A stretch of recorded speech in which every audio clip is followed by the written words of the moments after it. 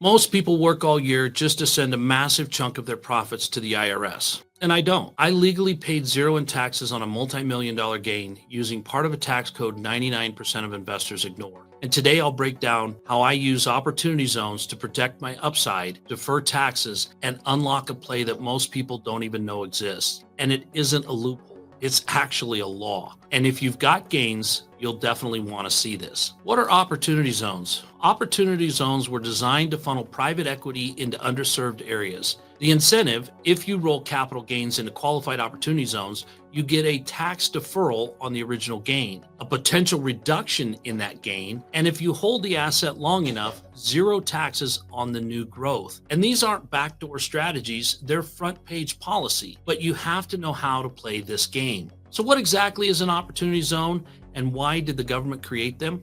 Well, the opportunity zone was something that Trump originated during his first term in presidency, and it was something that was designated in a town or a city based on the average household income in that particular area. And what they looked at was these low and impoverished areas needed two things. One, they needed to be gentrified and revitalized. And two, they needed jobs in them because if people had the opportunity to work within a 5-mile radius of their house, why wouldn't they? So what they did was they offered tax incentives to actually do that gentrification. One of the key changes that came through with this was particularly in reference to 1031s. If you guys remember, 1031s allow you to do a like-kind exchange real estate for real estate. And so what a lot of people do is they sell a cash flowing property, they go into something that is a value add, and they avoid the taxes on the profits they made, go into something else, revitalize that, and then create additional cash flow for themselves. But this was different because it allowed you to take gains from just about every walk of life. So you could have a tax sale, or you could have a profitable sale from stocks, from bonds, from gold and silver, from antiques, or a business. You could have gains that didn't necessarily qualify under a 1031 to be invested into real estate, and you could actually invest them in real estate. The other thing that the Opportunity Zone did when it first came out was it offered you a 15% reduction in the taxes that you owed. So if you sold property A and you had a $150,000 gain, you would be allowed a 15% reduction in the amount of taxes owed by investing in the Opportunity Zone. The second thing that it did was it deferred the taxes until tax year 2026, physically paid in 2027. So if you had that gain in 17 or 18 or 19, or even in 24 or 25, you didn't owe the taxes for a period of time up to the end of 2026.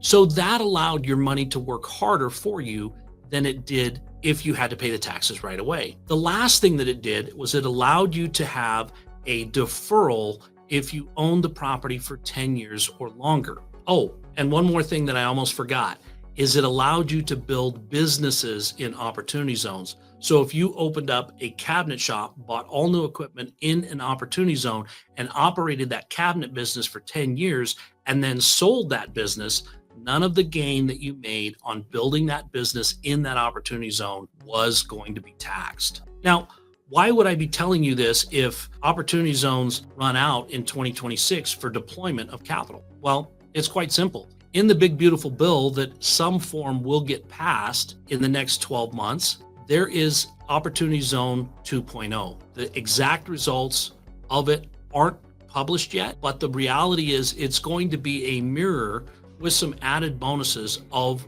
Opportunity Zone 1.0. So we're going to have the same window to make the same investments in the same types of properties. The other thing that's happened is cities and states have learned better how to allocate what is an opportunity zone based on what they want their economic growth to look like, instead of just designating something to be an opportunity zone because it fit the criteria. They can actually hone in and do a better job of where they wanted business growth. So here we were, I sold a deal and it was a big win.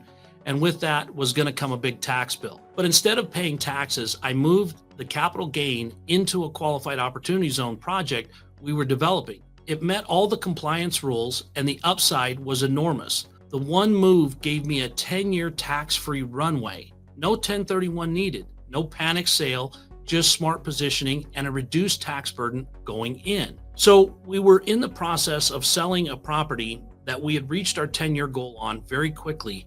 And I was able to take that investment, buy another property inside an opportunity zone that needed a lot of work. We're taking that property, we're rehabilitating it, we're bringing it up to where it needs to be, and we're starting an opportunity zone business inside of it. So on top of all of that, we have the business and the building that are now going to be operating in that opportunity zone that are going to give us massive tax advantages a decade from now when all of this comes to fruition. Now, we rolled an industrial asset into this, but we also had investors join us that had capital gains from other events, some from stock sales, some from antiques that they had sold.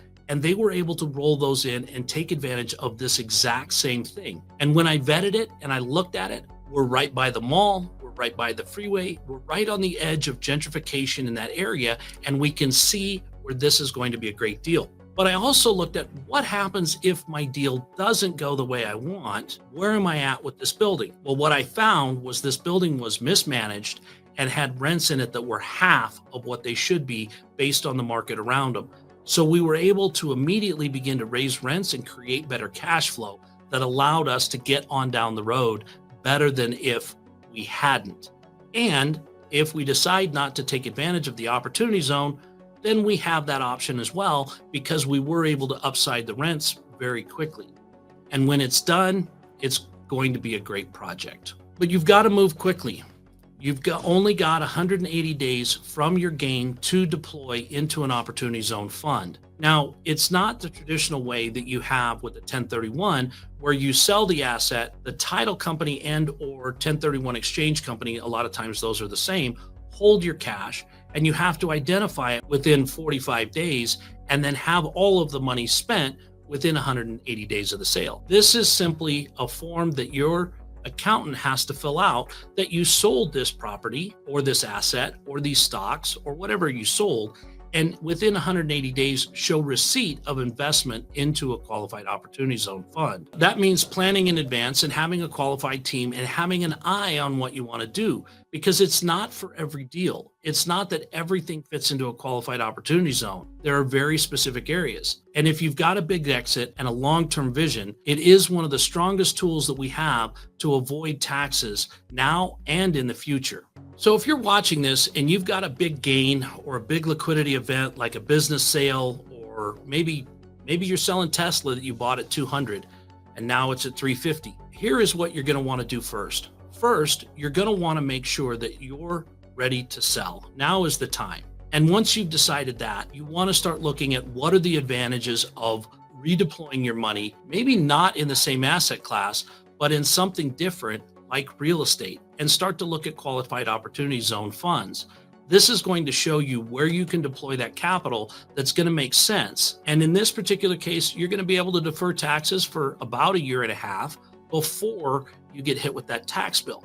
In a lot of cases, these opportunity zone funds will return profits to you that will allow you to pay some, if not all, of that tax bill, meaning that your yesterday's sale is going to provide profits today to pay tomorrow's tax event. And that's something that a lot of people miss. But you're going to want to avoid the mistake of waiting until the last minute and jumping into something that you haven't properly vetted. We see that all the time with 1031s.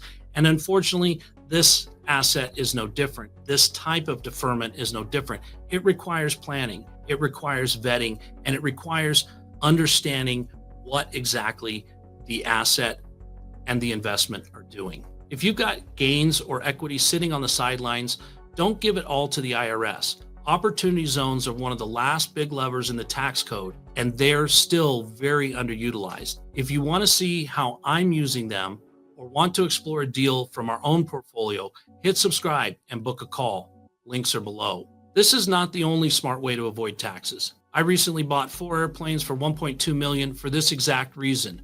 Watch that video next. It's on the screen.